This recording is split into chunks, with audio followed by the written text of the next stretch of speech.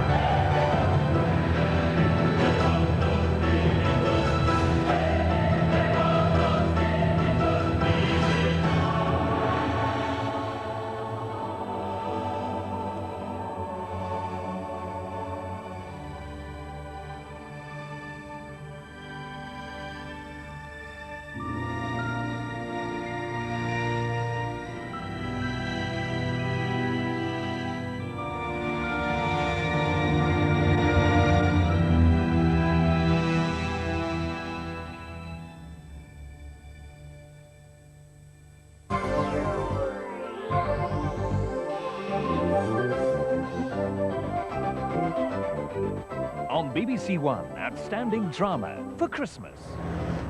Helmet, where is Bob Trapp? Because Marianne is unstable. I have, you know, flings. You have a nice husband. Poor Major Palgrave was bitten by a snake. He had so many interesting stories. That Palgrave was a gold standing boar. He should have looked after himself properly.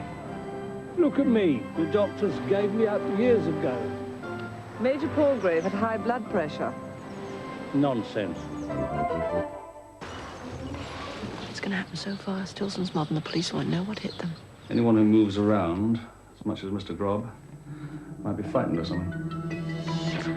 A flick of my fingers in any Fulham pub will get the attention of a dozen like you. Drama on One for Christmas. On BBC Two, in just over 5 minutes, there's Newsnight.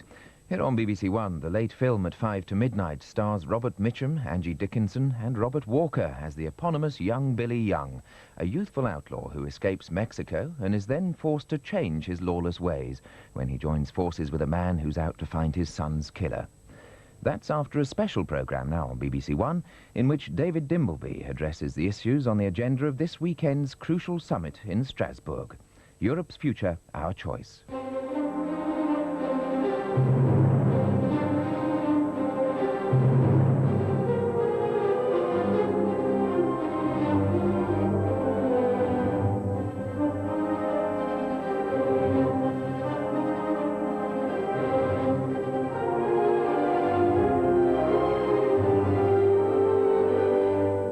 This weekend at Strasbourg, the heads of government of the European community will be facing some of the most important decisions they've ever had to take. The 12 leaders will be discussing whether Europe should develop one single currency, one central bank, one economic policy, one charter of workers' rights. All weighty enough issues in themselves, but behind them lies a fundamental question. Should we, the people of Europe, be moving towards political union? Or should we concentrate simply on cooperation as separate nation states? It's the key question that now confronts our continent. And the answer has become all the more important in recent days, because as Eastern Europe breaks away from communism, the West can no longer just ignore it. If the Iron Curtain is being drawn back, we in the West, and what we decide in the West, will affect the whole of Europe. Now, our purpose tonight is to try and help you make up your mind on this vital issue. Our audience here is not just any old audience. It's a cross-section of the British electorate who've been specially selected by the polling organisation Mori to reflect your concerns. To supply the facts, to help you make an informed judgment, we've brought in leading experts, and they're there to talk about the facts, not the arguments. For the argument, we have with us Edward Heath, who, as Prime Minister, took us into the community in 1973. He will present the argument for political union. And Norman Tebbit, former chairman of the Conservative Party, who will argue for a Europe of cooperation between separate nation-states. And then our representative voters here will have the chance to question both the experts and the campaigners, and at the end of the programme, they'll give you their verdict by voting on the key question. So let's start with the facts. And they aren't as straightforward as you might think, because the outcome of the struggle over the future shape of Europe is going to affect our lives in various ways. It'll affect our prosperity, it'll affect our sovereignty, it'll affect our stability.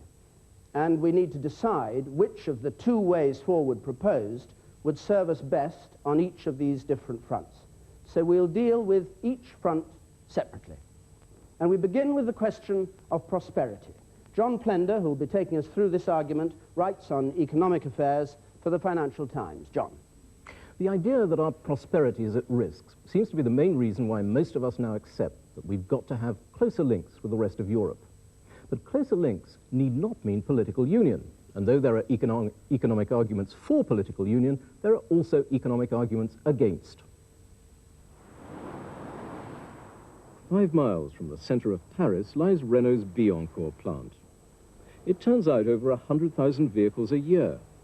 But behind these walls, all is far from well. For decades, the factory suffered from bad management and labour unrest. Despite massive investment by the French government, the plant's hopelessly inefficient. The Renault story is being replicated all over Europe. As the pace of trade increases, Europe's industries are getting into deeper and deeper trouble.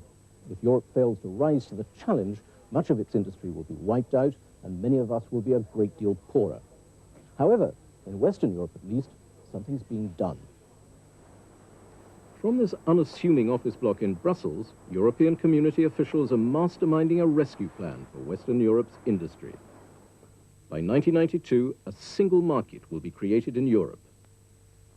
All restrictions on the movement of people, goods and capital will be removed. This will mean that Europe's rival producers will be able to fight a ruthless war for dominance of the entire single market.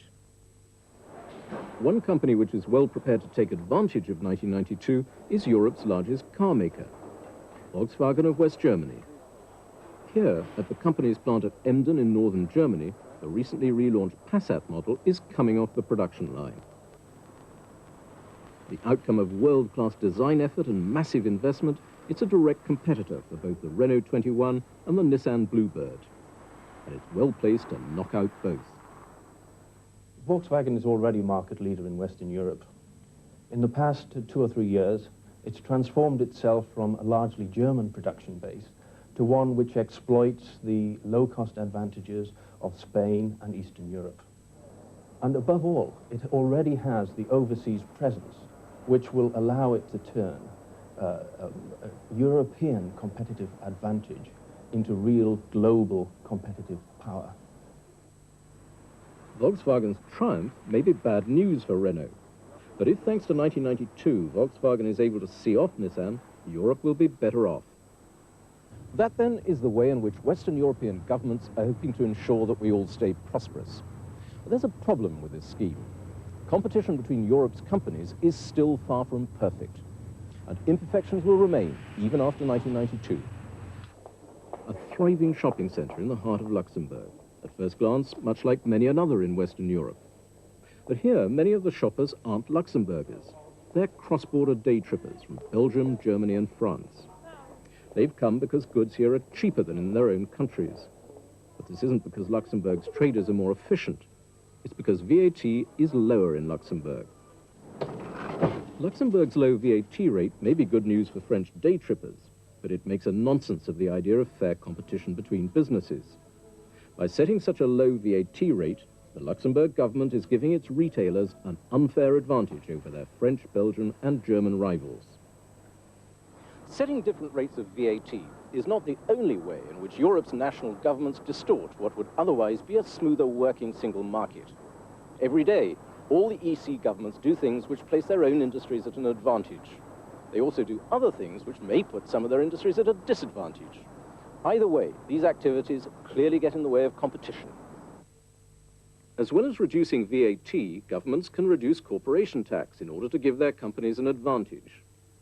Reducing workers' rights and trade union rights is another way in which governments can make life easier for their country's firms. But the most important weapon of all is the government's ability to manipulate exchange rates. A country that has a cheap currency is able to sell its exports cheaply to other countries while their exports to it are dear. It gets a considerable competitive advantage from that cheap currency, and there have been times in history, many times, when countries have competed vigorously to see whose currency can get the cheapest in order to take advantage of this. This can certainly happen in Europe. The power of national governments to obstruct competition between Europe's companies could be removed by European political union. Instead of different national governments making different rules, central institutions could apply the same rules across the community. As a first step, Western Europe could move towards monetary union, with all 12 community currencies fully participating in the system of semi-fixed exchange rates known as the European Monetary System, the EMS. National central banks like the Bank of England would become redundant as a new European-wide central bank took over responsibility for managing the currencies locked into the EMS. Eventually, national currencies like the pound could be replaced by a new unit of currency used throughout the European community, perhaps called the AQ.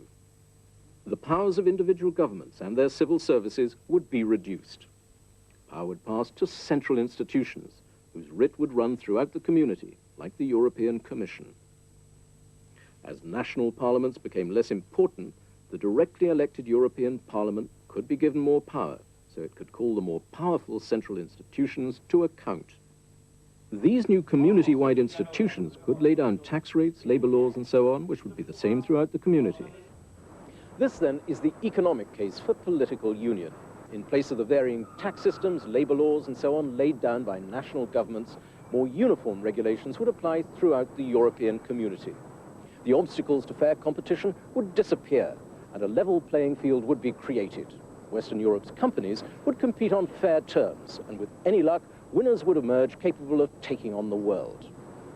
It sounds fair enough, but political integration wouldn't only deliver economic benefits, it would also produce a new economic problem. In Emden, the level playing field brought about by political union might enhance Volkswagen's success. This would enrich VW's workers and suppliers and those with whom these people spent their money. The whole of West Germany would prosper. As the country flourished, more businesses and workers would migrate to West Germany and the surrounding regions. But what are the areas which weren't so successful? Tyneside, all too familiar with the experience of being too far away from the center of economic activity. As growth has shifted to southeast England, towns like Gateshead and Newcastle have seen unemployment mount and living standards fall. If Western Europe moves further towards political union, the whole of Britain might end up like Tyneside, remote from a prosperous European heartland. The British government would no longer be able to redress the balance. It couldn't make our industry more competitive by letting the pound's value fall. It couldn't make our workforce more attractive to employers by reducing workers' rights. Britain's fate would be determined by the community as a whole. The institutions of an integrated Europe would have only one means of counteracting the imbalance in prosperity that could be expected to emerge. They'd have to tax successful regions and industries and use the proceeds to subsidize the declining areas. This policy has, of course, already been tried by national governments to iron out disparities within national boundaries. The evidence from history does not suggest that you can use these types of regional aid funds to help the regions. What tends to happen is that money is poured into the regions, but it simply locks them into decaying industries, and these industries collapse in the end with grief and high unemployment. And at the same time, to pay for these funds, you have to tax people, and that means that you slow down precisely those parts of Europe which could be prospering and making everybody better off. And so the final account of these types of attempts tends to be that they simply make the whole of Europe worse off. Well, there you have it. Political union offers the prospect of higher growth and more jobs for Europe. But there's a risk that that growth would be very unevenly distributed around the community and not necessarily in Britain's favour. Attempts to correct this imbalance could prove expensive and ineffective. The economic advantages of the single market might be outweighed by a wasteful misuse of resources. So whether political union would make us all more prosperous or not remains open to dispute. John Plender with the facts on prosperity. Now, who would like from that to raise some points with him? Yes. As we move closer to the economic and political union in 1992, how will British industry be faced against the Japanese threat? As most of their base and infrastructure is already in Europe, particularly in Britain, like Nissan, Mitsubishi, Panasonic. So how does our industry compete against industry that's already established here, which is the threat that the whole idea of the economic union was to make it a closed shop? Well, of course, this raises a question of what our industry is. I mean, there is a sense in which those Japanese plants have put themselves down in Britain, are generating British jobs, they're paying British taxes. And so to that extent, they will be contributing to Britain's growth. But if you take European-owned industries, certainly some people would argue that there is a problem. We remove all these barriers, we make ourselves more open to Japanese competition. If you take something like the electronics industry, is that really going to lead to a situation where suddenly we throw up the kind of new companies that are capable of competing with Sony? Will Philips become so much more competitive vis-à-vis the Japanese electronics firms? And certainly there are some people who would share the element of doubt that's implicit in your question there. On the left-hand side here, yes, in the spectacles, the woman in the spectacles. Yes. Oh, thank you. We speak of jobs, but do we also put a great deal of emphasis on the ability of the people to take those jobs? With 1/3 of the population here in Britain illiterate, how do we stand and our children stand against the children of Europe?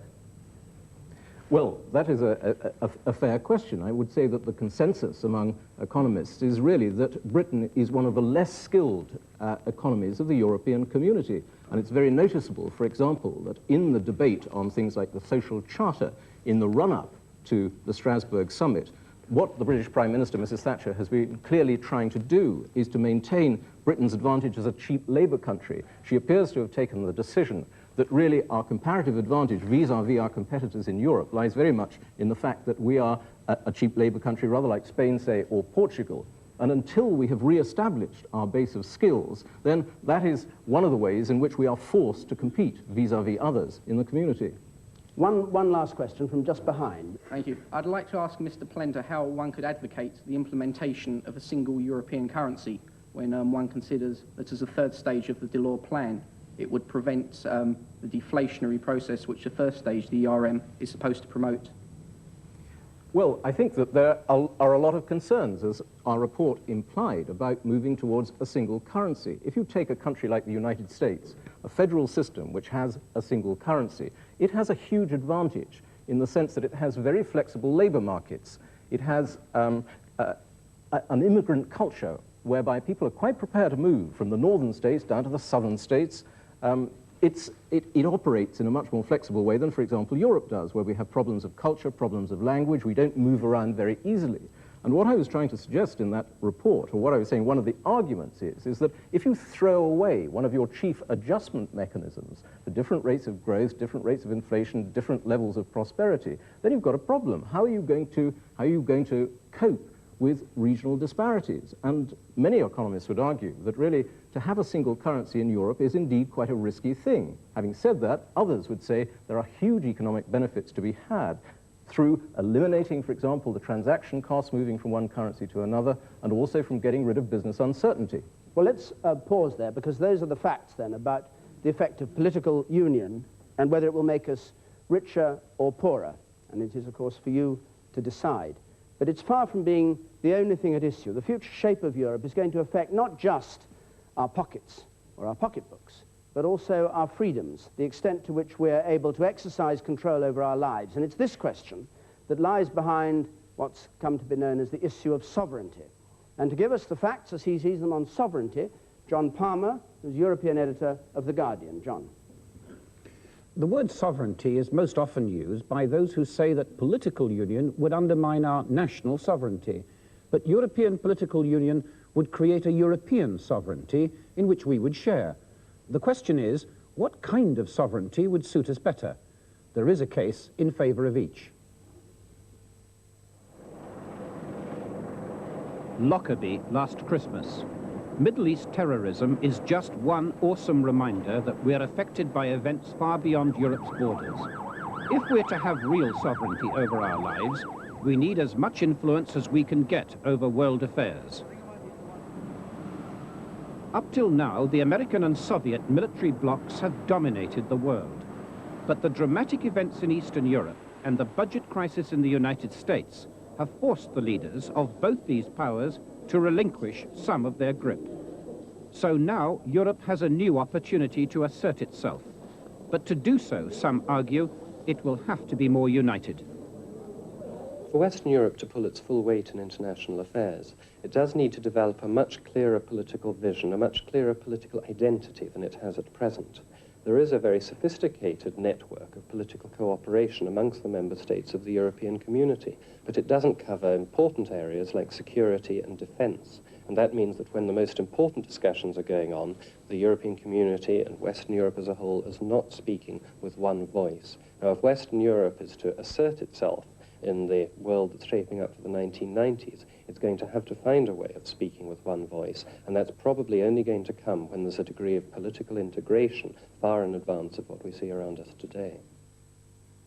However, the idea that we need political union to make Europe a world force is not universally accepted. Some believe that the whole idea of a European power bloc is completely misguided. Well, I think there are several arguments which those who advocate a power bloc in Europe don't address.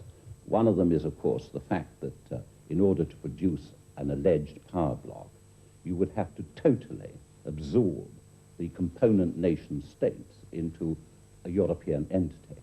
And that, in my view, is both undesirable and, in any event, totally impractical.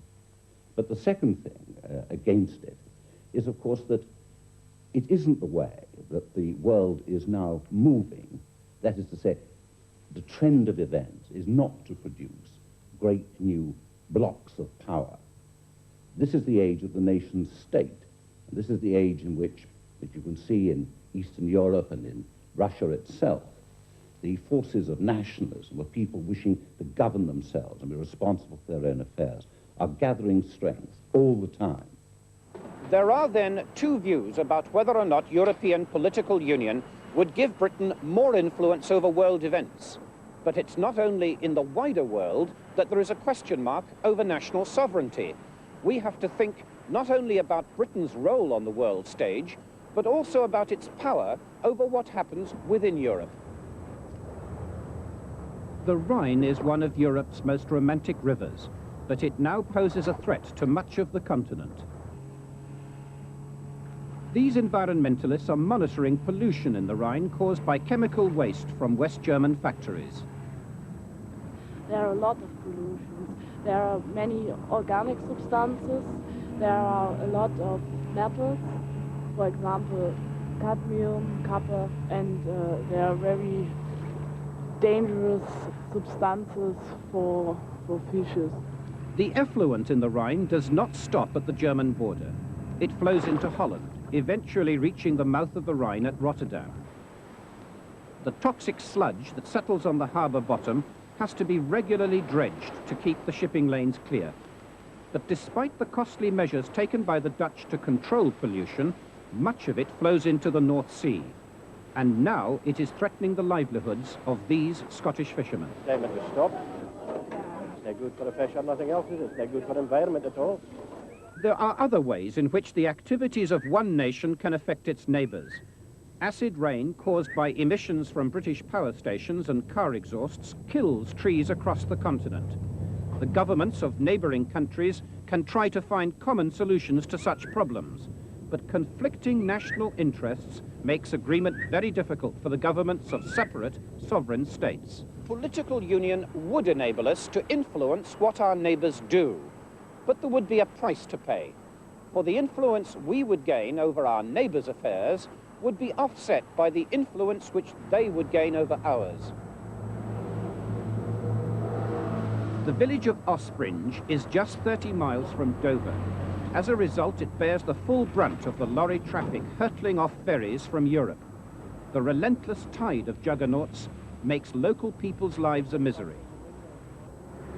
There's a great history attached to the village, and yet we are absolutely desecrated by lorries thundering past. They don't keep to the speed limit, they fling up filth and muck all over the property. The place is dirty, run down looking, because people have lost interest in keeping their houses in immaculate condition. You can't do that. You wash your window down one day and it's filthy the next. But things could be worse. At present, there is a legal limit on the size of lorries allowed on Britain's roads. It's 38 tons. In continental Europe, heavier lorries are perfectly legal. The European Commission believes that lorry limits should be standardized throughout the community. The British government would like the new limit to be kept low, to help villages like Ospringe. But other community governments prefer the cost savings achieved by larger lorries. On this issue, it's our neighbours who've won the day. Soon, the people of Ospringe will have to cope with even bigger lorries. Our roads can't cope with the lorries and the weights that they carry now. To have even heavier ones going past little cottages and through little villages would just be the worst thing that could ever happen. Britain is affected by a whole stream of community directives from the European Commission here in Brussels. Plastic fruit has been banned on the grounds that it poses a danger to children. A common health warning has been imposed on cigarette packets sold across Europe. To some, this seems like rule by bureaucratic diktat. But although the present community institutions appear unaccountable, they are not a law unto themselves. Key decisions are taken by a majority vote of a council of ministers, representing each of the member governments. This is, however, a very indirect form of democracy. Political union might make European institutions much more directly accountable. As the European Commission gains new powers, the European Parliament at Strasbourg would be given more teeth as well. Eventually, it could subject the new institutions to democratic control, just as national parliaments are supposed to control national governments. Some believe that this system would be more democratic than the present one. A European Parliament, I think sometimes, can actually sing more sweetly than the individual parliaments. That the collective decision-making made across national borders and across the political spectrum, argued out as it is in a European framework, I think comes up these days with a far more rational view of the world. If the last 1,000 years has been a history of the nation-states, I believe we are now moving into a new millennium which will see supranational cooperation, maybe not just in Europe, maybe indeed in Africa, in Latin America, and so on. I think the age of the nation-state is really dying. It is no longer the right institution in the modern world. Political union, then, would give us more influence over our neighbours. Although that would mean they would also have more influence over us, the British people could exercise democratic control with the rest of the community through a stronger European Parliament. But a price might have to be paid for this new system. Some fear that Britain's national identity would be under threat. We're talking here about a situation where possibly Britain or France or Luxembourg or Greece, or at any rate millions upon millions of people who previously governed themselves, could be outvoted on crucial issues because of the interests of the whole. I think people would find it very difficult to understand this, and it could only lead to tensions within it. It's certainly undemocratic, because we're living in an age when we should be promoting personal liberty, not the liberty of giant monolithic structures.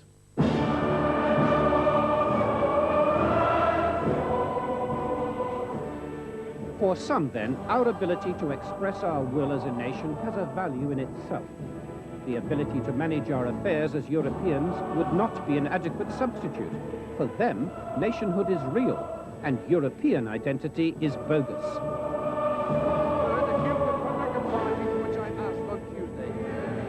Some argue that it's only when people organize their affairs through the more meaningful unit of the nation that they can fulfill their true potential.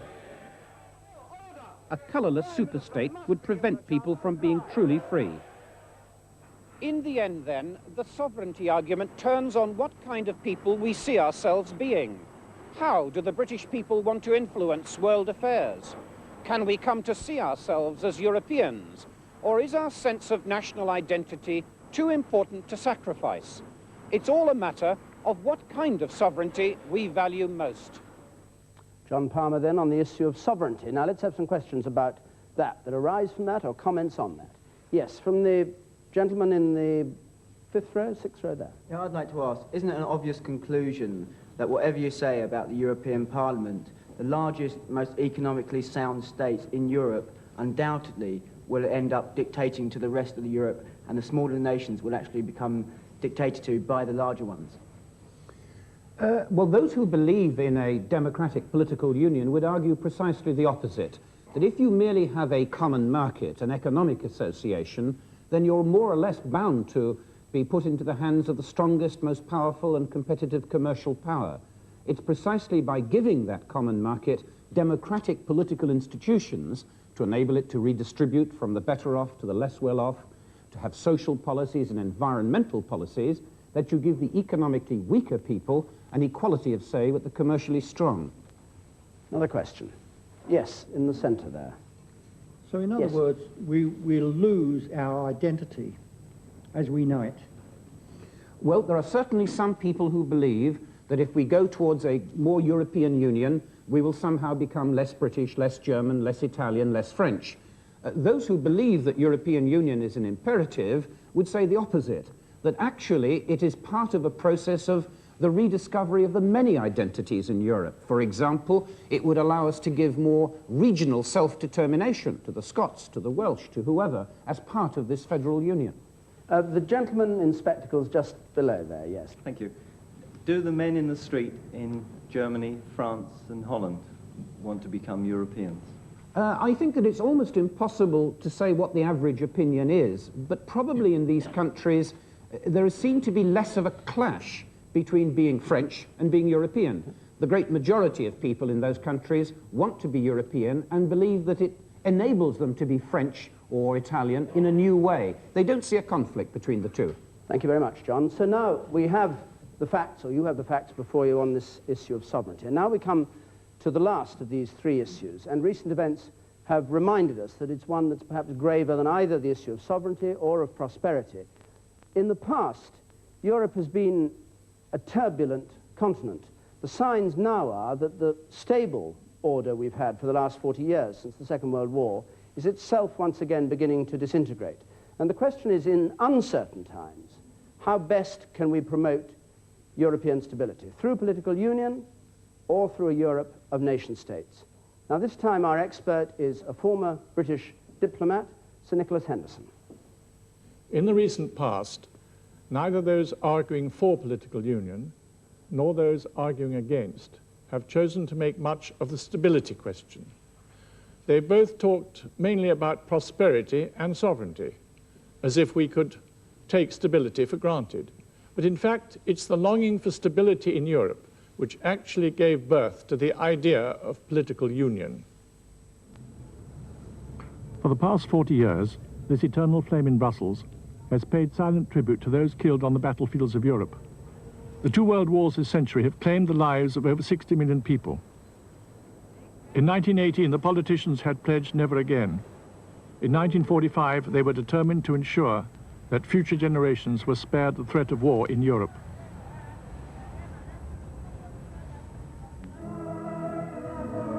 The roots of war were seen to lie in powerful nation-states, in particular in the imbalance and instability caused by the emergence of a large, united German nation. The solution was to merge the essential economic and political interests of nations. The goal was European Union. We cannot aim at anything less than the union of Europe as a whole, and we look forward with confidence to the day when that union will be achieved. At a historic meeting in Rome in 1957, leaders of 6 European nations took the decisive step of creating the EEC to remove trade barriers and generate wealth. The skeptical British stayed away. When the European communities were founded, it had as much to do with peace, security, and the prevention of another war as with pure economics. Monnet was talking about how to lock Germany into its neighbors, how to prevent a rebirth of the old destructive nationalisms which had led to 2 world wars in this century. How, therefore, to create a new system of government in which we could work together on a peaceful basis. But now, on our television screens, we see the convulsions in Eastern Europe and Germany, and the old question of stability has returned. We not only have to hope that these changes will not threaten peace, we have to cope once more with the historic problem, that of providing for the Germans to achieve their national identity without this destabilizing Europe in the process. The breaching of the Berlin Wall 4 weeks ago has powerfully dramatized the relaxing of Russia's grip on the East, but at the same time it has raised the prospect of a much more powerful Germany. Germany is already the most populous and economically powerful country in Europe. Its companies are world leaders, their success underpinned by a highly skilled workforce and global export strategies. Now, German businessmen are taking advantage of the opportunities in Eastern Europe. They are already arriving by the day in Poland. As some kind of reunification seems increasingly inevitable, Germany will become larger and wealthier. The fact that Germany will be larger and have more economic weight than any other nation in Europe gives rise to historic fears. For over a century now, Europe has been faced with the difficulty of how Germany is going to satisfy its national ambitions, for her ambitions are still unfulfilled. A month ago, Chancellor Kohl visited Silesia in Poland, where up to 1 million Germans live. They gave him an ecstatic welcome.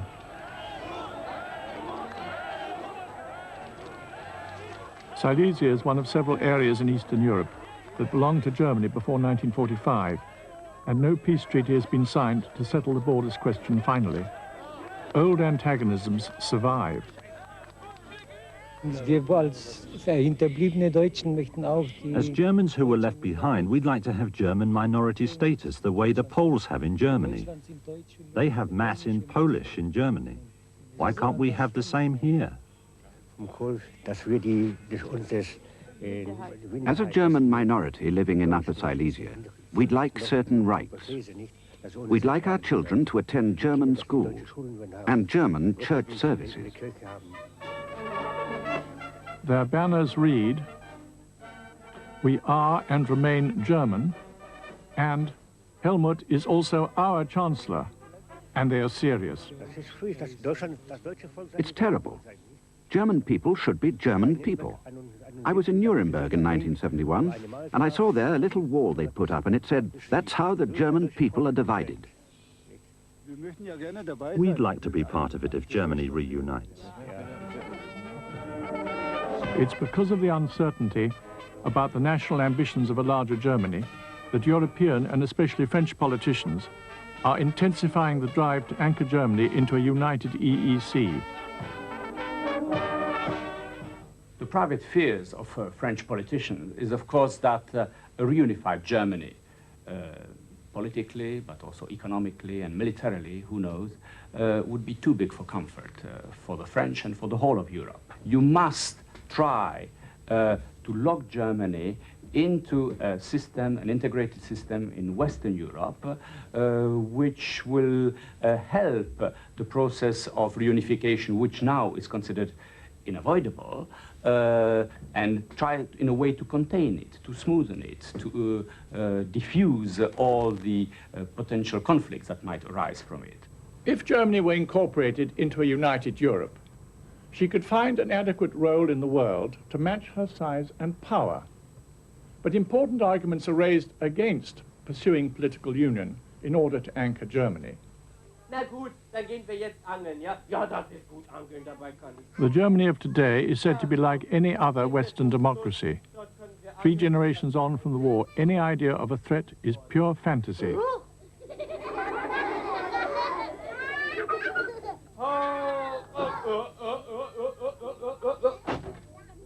I don't think that Germany today is the same Germany that existed 40 years ago. I mean, they've been through certain historical processes, and now we see a very different sort of German entity.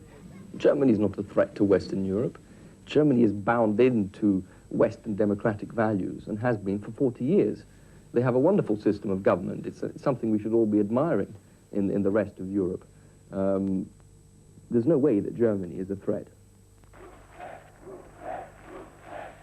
But events in the East, according to some, cast doubt on the wisdom of closer integration in the West. If our fellow Europeans in the East can establish wealthy liberal democracies like our own, then all Europe can peacefully coexist and trade, a historic opportunity. But at present, the democratic and economic structures of countries like Czechoslovakia and Poland are far behind us,